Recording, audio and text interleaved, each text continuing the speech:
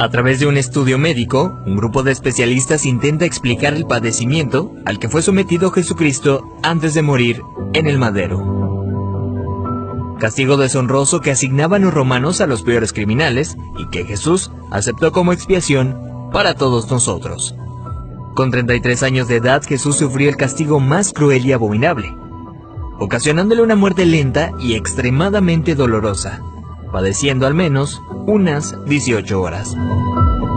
De acuerdo con el estudio, cuando Jesús suda sangre en el huerto de Getsemaní, descrito en el libro de Lucas 22:44, experimentó un suceso llamado hematidrosis, que normalmente se produce cuando hay un gran sufrimiento psicológico. En algunos casos, la ansiedad severa provoca la secreción de químicos que rompen los vasos capilares en las glándulas sudoríficas, emanando mezclas entre sudor y sangre. La madrugada en la que Jesús fue arrestado, ya debilitado por lo que le habría sucedido en el huerto, fue llevado ante Sanedrín y Caifás, el sumo sacerdote. Fue golpeado por los soldados, quienes le pusieron una venda en los ojos para burlarse de él, le escupían y le abofeteaban. Para este entonces, a raíz de los golpes, ya su rostro empezaba a hacerse irreconocible debido a la hinchazón. Los azotes que Cristo recibió de los romanos eran a causa de otro término terriblemente brutal. El látigo que utilizaban los soldados estaba compuesto por tiras de cuero trenzado con esferas de metal entretejidas. Cuando este impactaba contra la carne, provocaba severos moretones y contusiones, mismas que se abrían con los demás golpes. No contentos con esto, el artefacto con el que se flageló a Jesucristo también tenía pedazos de hueso afilado, provocando además cortadas profundas mientras lo golpeaban. De acuerdo con estudios realizados por historiadores forenses, con frecuencia, quienes eran flagelados con este tipo de látigos llegan a tener exposición de la espina dorsal debido al desgarramiento de la espalda, pues los golpes iban desde los hombros, pasando por la espalda y las piernas, hasta llegar a los muslos, produciendo que la carne del individuo cuelgue en forma de tiras. Mientras sucedía, en el interior de la persona, en este caso Jesucristo, se experimenta un dolor tan grande que debió llevarlo a una conmoción hipovolémica, es decir, que la persona a raíz de la gran pérdida de sangre sufre de taquicardia, pues el corazón acelera su ritmo intentando bombear una sangre que ya no existe, lo que a su vez conlleva una baja presión sanguínea, dando paso a la pérdida de la conciencia. Al mismo tiempo, los riñones dejan de producir orina para mantener el volumen restante. Las personas empiezan a sentir una sed intensa, como reacción del cuerpo para intentar reponer la sangre perdida.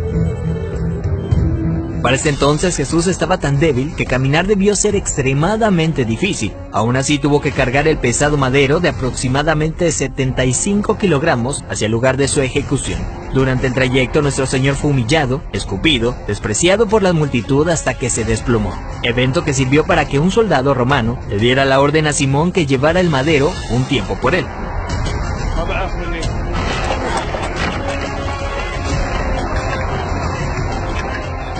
Luego de ello, Jesús dice tener sed, y le dan un trago de vinagre.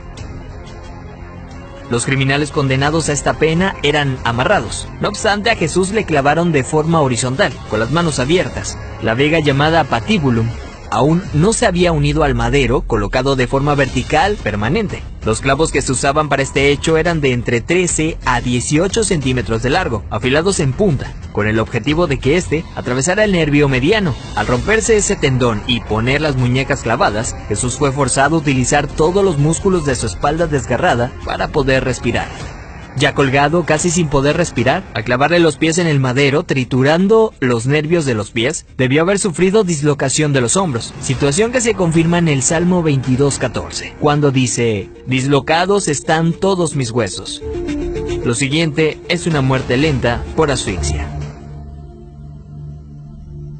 Conforme se iba disminuyendo la frecuencia respiratoria de Jesús, entra en lo que se llama acidosis respiratoria. Dicho en otras palabras, es cuando el dióxido de carbono de la sangre se disuelve con el ácido carbónico, lo cual produce un aumento notable en la acidez de la sangre, lo que lleva a que el pulso sea irregular. De hecho, al sentir su corazón latir de forma errática, hubiera sido un indicador claro para Jesucristo que estaba a punto de morir. Y es entonces cuando probablemente pudo haber pronunciado aquella frase: «Padre, en tus manos encomiendo mi espíritu», para después morir de un paro cardíaco.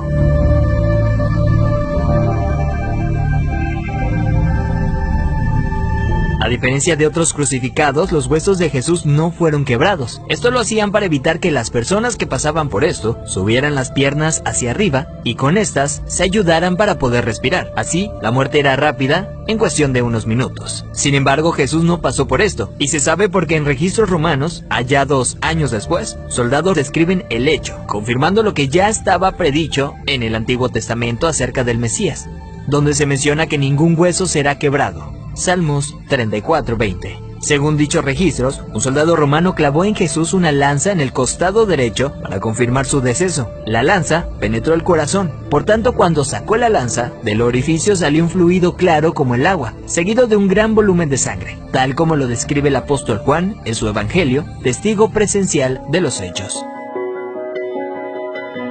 De acuerdo con la medicina, está más que evidenciado el sufrimiento que Jesús fue sometido siendo inocente. Esto es lo que sufrió el Hijo del Hombre para que tú y yo tengamos acceso al Padre y seamos perdonados.